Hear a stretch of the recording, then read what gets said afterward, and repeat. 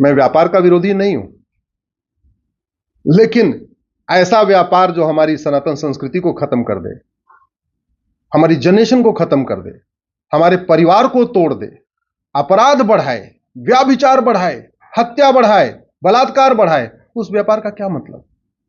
ऐसा व्यापार जो आज फले फूले और 25 साल के बाद पूरे भारत को बंजर बना दे, उस व्यापार का क्या फायदा? तो दोनों के बीच में एक सामंजस्य की जरूरत है, और सामंजस्य तभी आ सकता है जब भारत में एक भारतीय व्यापार संहिता हो और दूसरी एक भारतीय ग्राहक संहिता हो।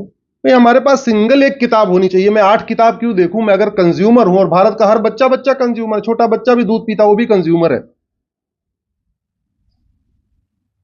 टीचर भी कंज्यूमर है, डॉक्टर भी सब कंज्यूमर है। तो मेरे पास तो एक किताब होनी चाहिए, उसी में 8-10 चैप्टर हो कि चैप्टर नंबर 1 ये, चैप्टर नंबर 2 ये, चैप्टर नंबर 3 ये, चैप्टर नंबर 4 ये, आसान भाषा में हो, उदाहरण के साथ हो, विथ एग्जाम्पल हो। जज के लिए पढ़ना आसान, वकील के लिए पढ़ना आसान, उपभोक्ता के लिए पढ़ना आसान। ऐसे कानून का क्या फायदा जिसका ठीक से इंटरप्रिटेशन जज ही ना कर पाए?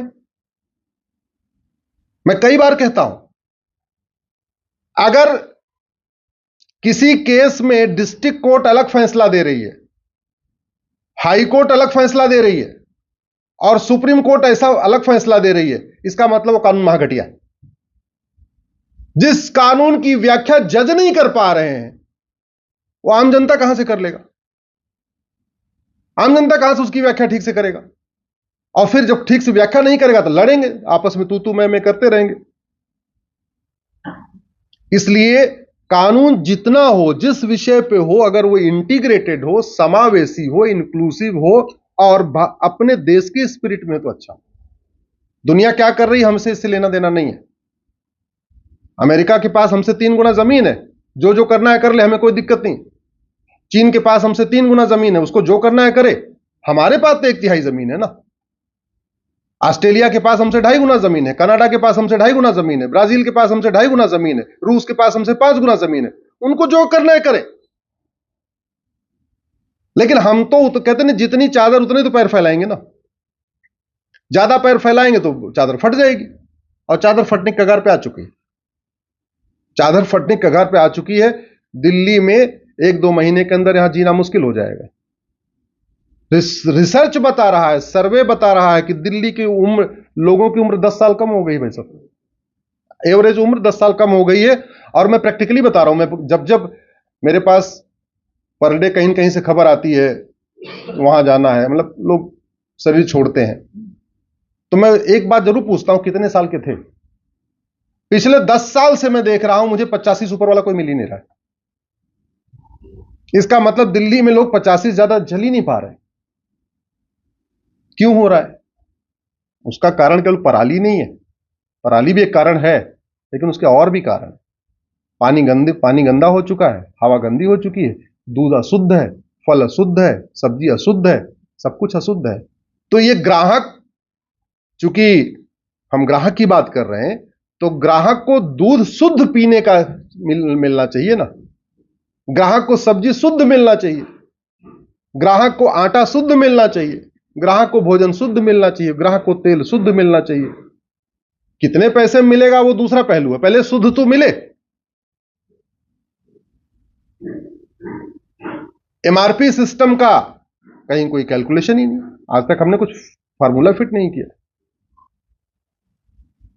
कितना होगा, कैसे होगा, कितना होगा, 5 गुना, 10 गुना, 20 गुना, कितने गुना भाई? ऐसा तो नहीं होना चाहिए ना कि एक दवा बनाने वाली कंपनी, दवा की लागत आ रही हो 50 पैसे और कैप्सूल बिक रहा हो 100 रुपए में। ऐसा तो नहीं हो सकता ना। तो इन विषयों पे चिंतन की आवश्यकता है,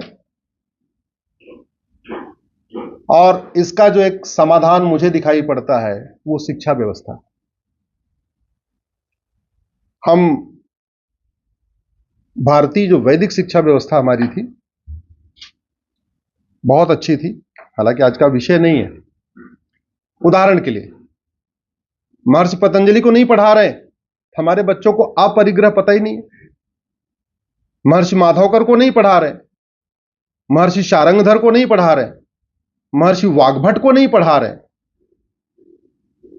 महर्षि सुश्रुत को नहीं पढ़ा रहे, महर्षि चरक को नहीं पढ़ा रहे, तो उसको यह पता ही नहीं है कि कब क्या खाना क्या नहीं खाना, कितना खाना, तो खाए जा रहा है, खाए जा रहा है, खाए जा रहा है, तो बीमार होता जा रहा है। तो भारत के ग्राहक खूब खा रहे हैं और खूब बीमार हो रहे हैं, और बीमार हो रहे हैं तो पहले तो खाने पे खर्च किया और फिर डॉक्टर पे खर्च किया। तो ये जो खाना और बीमारी के बीच में पूरा नेक्सस है, वो किस लिए है? क्योंकि आपको एक अनकंट्रोल्ड ग्राहक बना, उपभोक्ता बना दिया गया है। कहते ना, इसको उपभोक्तावाद कह लीजिए, कि पूरा उपभोक्तावाद फैलाया जा रहा है। समाजवाद, अंबेडकरवाद, बाकी वाद कितने चल रहे हैं उसका तो मैं नहीं जानता, लेकिन उपभोक्तावाद चरम पे है। आपको इस तरीके से मीडिया के माध्यम से, अखबारों के माध्यम से, इसके माध्यम से, उसके माध्यम से। अच्छा, दूसरा, एड में भी वो मैं एक यूनिफॉर्म बिजनेस कोड और यूनिफॉर्म कंज्यूमर कोड इसलिए बात कर रहा हूं, एड जो दे रहे हैं उसमें झूठ दे रहे हैं। भारत का संविधान फ्रीडम ऑफ स्पीच देता है, तो सच बोलने की आजादी देता है, झूठ बोलने की नहीं। फ्रीडम ऑफ एक्सप्रेशन देता है, लिखने की आजादी देता है, तो सच लिखने की आजादी देता है, झूठ लिखने की नहीं। राइट टू रिलीजन देता है, तो अपने पंथ को पालन करने का आजादी देता है, कन्वर्जन की नहीं। राइट टू कस्टम देता है भारत का संविधान, तो रीतियों को पालन करने की आजादी देता है, कुरीतियों को नहीं। प्रथा को पालन करने की आजादी देता है, कुप्रथा को नहीं। लेकिन प्रथा क्या है, कुप्रथा क्या है, रीति क्या है, कुरीति क्या है, धर्म क्या है, धर्मांतरण क्या है, इसको बीच में भेद तो करना पड़ेगा। आप व्यापार के नाम पे, विकास के नाम पे विनाश तो नहीं कर सकते ना। प्रकृति का विनाश नहीं कर सकते, संस्कृति का विनाश नहीं कर सकते, परंपराओं का विनाश नहीं कर सकते।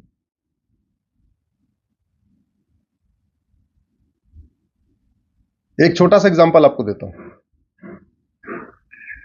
15वीं शताब्दी तक गणेश जी की जो मूर्ति हुआ करती थी, उसमें 4 हाथ हुआ करते थे। एक हाथ में कुल्हाड़ी, जो उनका मुख्य शस्त्र था, एक हाथ में गदा, एक हाथ में त्रिशूल, और एक हाथ आशीर्वाद। मेरे पास उसकी है फोटो। फिर मुगल काल आया, फिर अंग्रेजों का टाइम आया। आज की डेट में आप जरा देखिएगा गणेश जी के हाथ में क्या है। न त्रिशूल है, न कुल्हाड़ी है, न गदा है, एक में लड्डू है। एक में मोदक का लड्डू है, एक में कमल का फूल है, एक में आशीर्वाद है, एक में। तो हमने बड़े चालाकी से क्या किया, पहले वो सारे शस्त्र निकाल दिए, जिससे भाई लोग गणेश की पूजा करने वाले भूल जाएं कि शस्त्र भी कोई चीज होती है। दूसरा, लड्डू, पूरा का पूरा फोकस किस पे आ गया, लड्डू पे। और इस बार के गणेश पंडाल के समय में मेरा कार्यक्रम महाराष्ट्र में था, पूना, कोल्हापुर, मुंबई, इस वाले क्षेत्र में था, जब गणेश पूजा चल रही थी।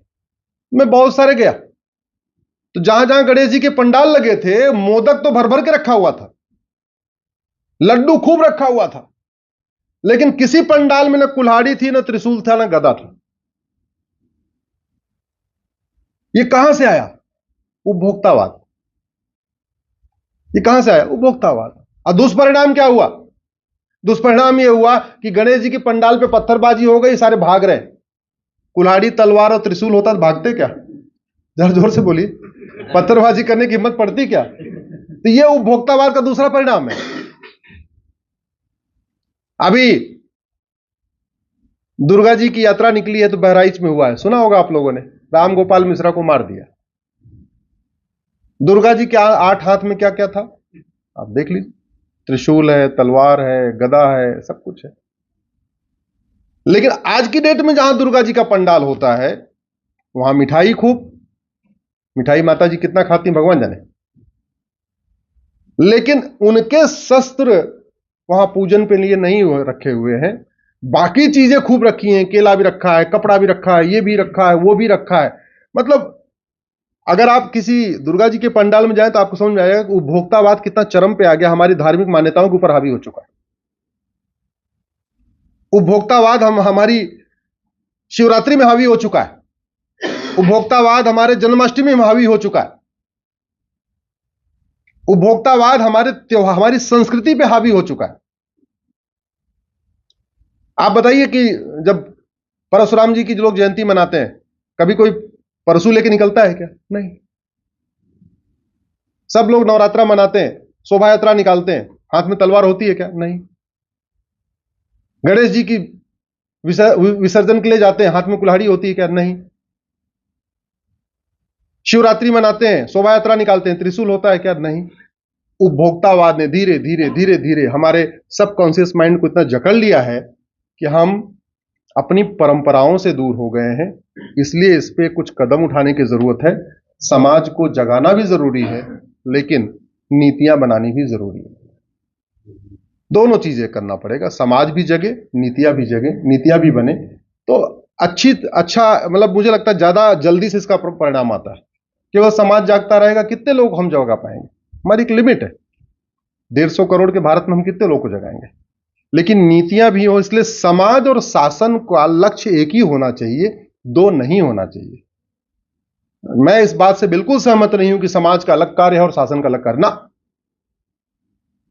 समाज की आवश्यकता पूरी करने के लिए ही यह शासन है। यह भारत का जो संविधान बना है, इसका लक्ष्य क्या है? इसका लक्ष्य है धर्म की जय हो, अधर्म का नाश हो, प्राणियों में सद्भावना हो, विश्व का कल्याण हो। इस संविधान का लक्ष्य ही है सब नर करें परस्पर प्रीति, चलें स्वधर्म निरश्रुत नीति। इस संविधान का लक्ष्य ही है अल्प मृत्यु नहीं कौनो पीरा, सब सुंदर सब वीरु शरीरा। इस संविधान का लक्ष्य ही है राम राज्य की स्थापना। तो राम राज्य कैसे स्थापित होगा? जब अल्प मृत्यु नहीं होगी। अल्प मृत्यु तब नहीं होगी जब लोगों को शुद्ध भोजन मिलेगा, शुद्ध दूध मिलेगा, शुद्ध सब्जी मिलेगी, तब तो अल्प मृत्यु रुकेगी, नहीं तो अल्प मृत्यु शुरू हो चुकी है। राम राज्य तब आएगा जब वास्तव में हम झूठी चीजें पढ़ना बंद कर देंगे। पानी हमारे पास 4% है। अब जो बाथरूम में वो 400-500 लीटर वाला एक टब आता है, ठीक है, तो बाथ टब बनाने वाली कंपनी का यह सर्वे तो होता है कि इस कंपनी से कितना धुआं निकलेगा या इस कंपनी से कितना पानी गंदा निकलेगा। लेकिन यह नहीं होता कि जो पर डे ये 1000 बाथ टब बना रही है, इस बाथ टब से कितना पानी बर्बाद होगा, इसका इंपैक्ट, इसका असेसमेंट नहीं होता। तो फैक्ट्री का ही नहीं, उसके प्रोडक्ट का भी एयर इंपैक्ट असेसमेंट होना चाहिए, वाटर इंपैक्ट असेसमेंट होना चाहिए, नॉइज इंपैक्ट असेसमेंट होना चाहिए, कल्चरल इंपैक्ट असेसमेंट होना चाहिए कि उस प्रोडक्ट से कितना हवा पे प्रभाव हो रहा है, कितना पानी पे हो रहा है, कितने हमारे जंगल पे हो रहा है, कितनी हमारी जमीन पे हो रहा है, और सबसे इंपॉर्टेंट कितना हमारी संस्कृति पे हो रहा है। इसी के साथ मुझे लगता है कि मैं यहां से भी 30-40 मिनट लगेगा मुझे सुप्रीम कोर्ट पहुंचने पे। मैं अपनी बात खत्म करता हूं। समय होता मैं चाहता था आपके बीच में लंबे समय तक रहूं, लेकिन लगता है कि समय की मर्यादा है। आपने मुझे बुलाया, मैं बहुत बहुत आभार व्यक्त करता हूं। आप लोग सुने, बहुत बहुत धन्यवाद देता हूं।